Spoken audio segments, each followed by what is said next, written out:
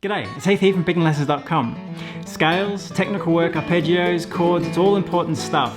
In this lesson, we're going to take a look at a set of scales, arpeggios, chords, and some exercises aimed at the beginner. If you're a beginner, you should really know these or start working on these. So we're going to be taking a look at the G major scale, the E minor natural scale, some arpeggios in G, so G, C, D, 7 and E minor, and the chord shapes to fit those. We'll also work on some exercises to help improve rhythm, our improvisation, start to develop some improvisation, speed, some exercises for general technique, and also a little bit of sight reading just so you can learn your tunes a little quicker. It's always a good idea to be working on that. So if you head on over to pickinglessons.com, you'll find all this content there in the members section.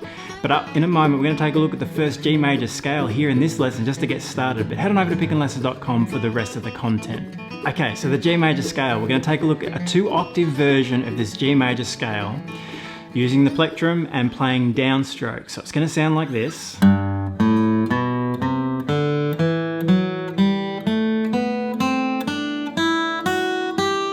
And then descending.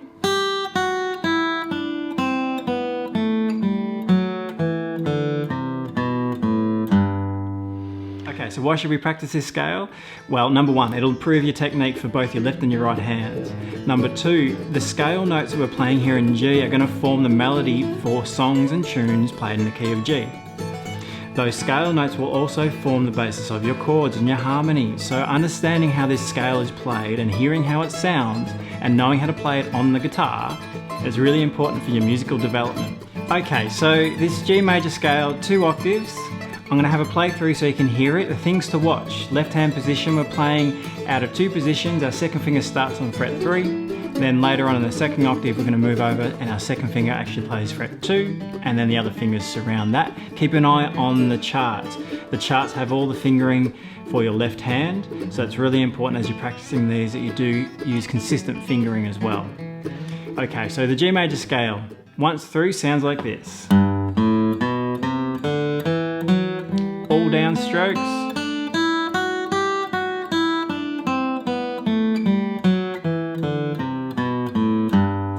Okay, don't start out that fast, but do start to learn the notes and get to know them from memory. This can form part of your practice routine. Every time you pick up the guitar, have a run through this scale. So if you head over to pickinglessons.com, we will learn the next scale, the E minor, the E natural minor scale over 2 octaves as well.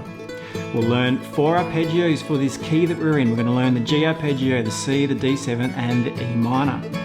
The arpeggios are the notes from the chords played individually, so a broken chord. And then we'll also learn the chord shapes as well, which you probably already know, hopefully. And then put all that together, and then we're going to work on some exercises. We'll work on our rhythm, so we'll work on our strumming. We'll work on some improvisation. Take that G major scale and the arpeggios and start to use them over a chord progression. Be creative with it. And then we'll also work on an exercise to start developing speed in your technique, because it's important to be working on that. It's slow and controlled most of the time, but try to work on improving your speed as well. We've got some exercises there for general technique and some sight reading exercises so that you can improve your ability to read the notes off the page, whether that's tab or notation, you can choose. But being able to do that fluently and quickly will help you learn your tunes faster. Okay, pickinglessons.com, I'll see you there and we'll jump on into it.